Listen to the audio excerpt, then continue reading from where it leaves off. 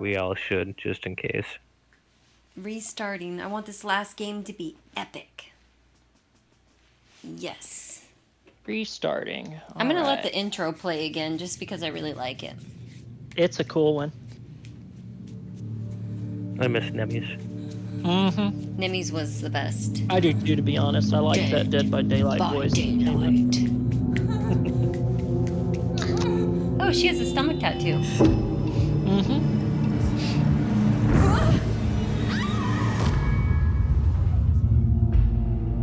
Someday I'll have a stomach tattoo. Even in her dream, she got sucked away by the entity. To me, that's crazy. Hour of the Witch. I haven't read her backstory yet. I need to do that. Actually, can I read it real quick? It's a long one. Is it? I could probably get through it quick if you guys are cool with that. I'm cool with it. I'm fine. Of course, it's saying no challenge selected. That's a lie.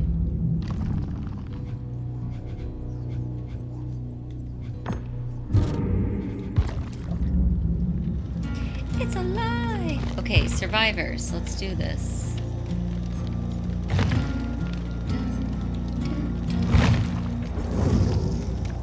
Character info. Alright, so Mikaela Reid was 16 when her father passed away. She would always miss his sailing lessons at dawn, his colorful yet inedible tacos, and his warm, contagious laughter. She felt like she was paddling in a vast storm, black ocean, each rolling wave submerging her. Drifting into a painful darkness, she almost lost herself, but resiliently, with love and care, she made her way back to shore. Well surrounded and supported by her friends, Mikaela put the past behind her and looked at life in a new light. She was excited to try new things and discovered storytelling as an outlet. Her friends liked her stories of daunting danger and hard-earned survival. She read horror stories more and more, savoring the powerful, heart-pounding escapism it provided. Autumn became her favorite season, and she threw a grand production for Halloween every year, hosting all her friends for a thrilling night of horror stories, scary games, and homemade treats. Over the years, she showed interest in witchcraft and practiced light blessings, plant-based spells, and palm reading divination. She gardened sage, mugwort, and lavender to craft homemade products such as body butters, soaps, and skin lotions. She aspired one day to live off the products she made for friends and family. In the meantime, she worked as a barista at the Moonstone, an independent and eccentric coffee shop in the artsy part of town. Every Friday night, she hosted an open mic in the coffee shop, performing stories live in front of customers. Julian, her best friend and roommate, recorded some of her shows and posted them online. Also, unbeknown to her, he submitted one of her performances to the Endless Halloween Festival, where renowned storytellers performed on stage for Halloween.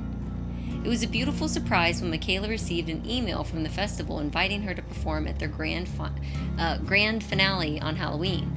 The winning prize was big enough for her to launch her line of products. Excited, she burnt a stick of herbs in each room to dissipate negative energies, then began to craft her tale of horror. Mikaela stayed up all night, filling her notebooks with abandoned beginnings. She had a story in mind, but unearthing it took patience and skill. The following night, the nightmares began. For a week, she would wake in the middle of the night, gasping for air. Her dream was the same every night. She was dragged down a cold set of stairs and thrown into a dark basement. Then her lungs would be set ablaze by a sharp iron hook stabbing her in the chest. A dark figure would pull on the hook and hoist her from the ground, slowly until the pain wakened her. The more she finessed her Halloween tale, the darker her nightmares grew. As days passed, exhaustion, anxiety, and stress took a toll on her. Often distracted, her coffees at the Moonstone were rushed, acrid, or going to the wrong customer. She no longer blessed the coffee beans in the morning, nor looked for omens in the leftover coffee grains. Her energy was low, and her magic felt drained.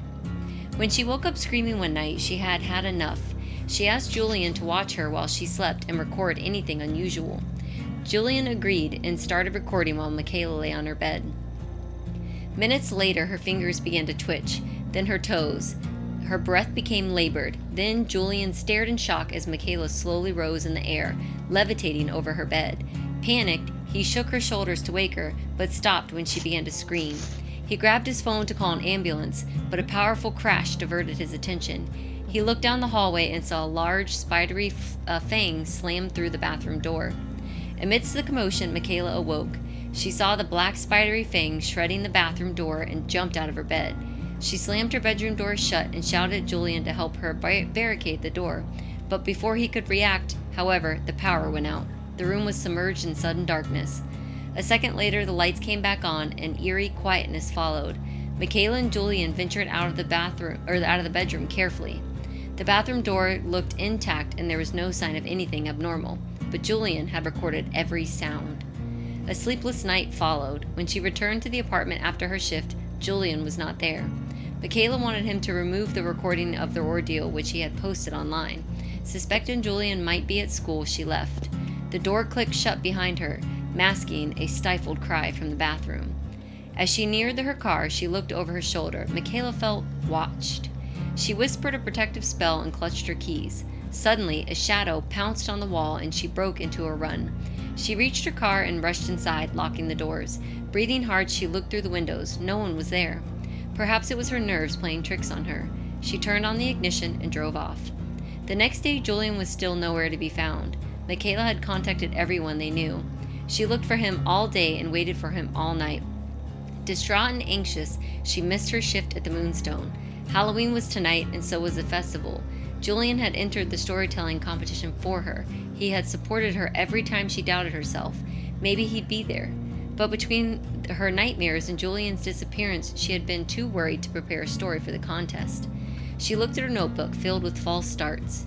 She could stay home, scared and sleepless, or she could finish what Julian had started. There was a reason why she loved to tell horror stories. They made her feel brave enough to face any challenge. That evening, when the host called Mikaela's name at the Endless Halloween Festival, she boldly stepped on stage, dressed in a costume. A black dress matched with a wide witchy hat. She hoped to spot Julian in the crowd, but she could not find him, and looking directly at the audience was a mistake. A sea of expectant faces was before her, eyes watching her every move. Her heart pounded in her chest as her hands began to shake. She grabbed the warm microphone and cleared her throat. A thick silence greeted her, only interrupted by a distant cough. She reminded herself that tonight was All Hallows' Eve, when the veil thinned betwixt this realm and the one beyond. She had a story in her heart, a story that mattered. If she told it right, perhaps Julian would hear it. Mikaela took a deep breath. The wet wind of autumn whirled golden leaves around her. She swallowed the bitter aftertaste of coffee still on her tongue. Distant crows cawed from an old oak tree. She closed her eyes. The crimson darkness under her eyelids turned darker. Her heartbeat slowed. She exhaled deeply, her breath a puff of mist in the cold night air. Now she felt awakened, refreshed for the first time in weeks, and ready to tell the tale of a lifetime. She spoke into the microphone in a deep, haunting voice. She narrated a tale of bewillowing winds on a cold autumn night, of a loyal friend disappearing before daylight, of forgotten victims hiding in the wings of darkness, of throbbing graves sealed with terrible secrets, of eternal night of shadow of death, and of eternal night in the shadow of death. Mikaela pointed at the night sky and said that no darkness was truly beyond light. Even on this moonless night, the sky shined with long dead stars. A thick black fog engulfed Mikaela to the audience's amazement, and no one saw Mikaela Reid again. Dang, I got goosebumps. That was a good read, though. So that's the new Dead by Daylight character, and even though it was quite a bit of a read, it was pretty good. I could actually visualize it, so nice. I like it because it mentioned tacos at the beginning. Right? Colorful, but really gross tacos. Yeah, it said unedible. So. Unedible. Oh, well, tacos all the same. Yeah, sweets could eat them. Yeah, I'd eat them, yeah. I burped it, sorry.